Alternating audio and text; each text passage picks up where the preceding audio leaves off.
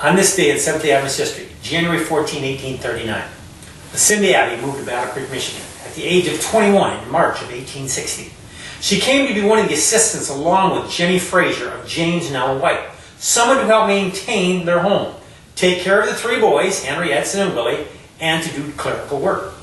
The Whites were already very familiar with Lucinda, having known the Abbey family since 1848, about the time Lucinda was 9 years old. Lucinda was one of 8 children and one of 5 girls of Ira and Rhoda Abbey.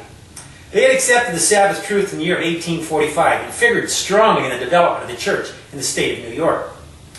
In 1861, Lucinda married William Hall, a pressman working at the Review and Herald. Their marriage would be cut short, though, when William contracted tuberculosis after only 4 years. His obituary would appear in the same Review and Herald that carried the notice of the assassination of President Lincoln. During those 4 years, Lucinda continued to work with the Whites when she could. Lucinda must have been away when John Herbert White was born, the fourth son, on September 20, 1860, because Mrs. White writes to her on October 24, "We have just weighed our nameless son.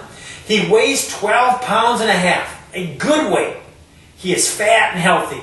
The small clothes that we made for him just don't touch around him anymore."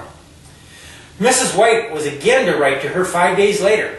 The girl, evidently, that was now helping her was inefficient, and this frustrated Mrs. White because she just hated confusion. James was also gone, so she writes about being lonely with her 3-week-old baby to care for. On November the 2nd, Mrs. White writes again, "I improve this opportunity while the yet nameless one is asleep." And in parentheses, she writes, "Send him a name." Lucinda liked to garden, and once when writing to her, Mrs. White asked if she would bring her some peonies, for Mrs. White also liked flowers. Lucinda would work with the Whites at the Signs of the Times in California, and then later on moved back to Battle Creek to work at the Battle Creek Sanitarium for 20 years. Lucinda was very special to Mrs. White. When Lucinda was not well in October of 1874, Mrs. White wrote to her, "We want you to come at once if possible. We want to care for you while you are doing poorly. We shall have the best girl we can find to do our work and have just a small family here. Rosetta," Lucinda's sister, "would stay here some weeks and longer if it is in your judgment. We wish to see you and consult with you, but we don't want you to do a stroke of work. We want you to be just a lady for once in your life."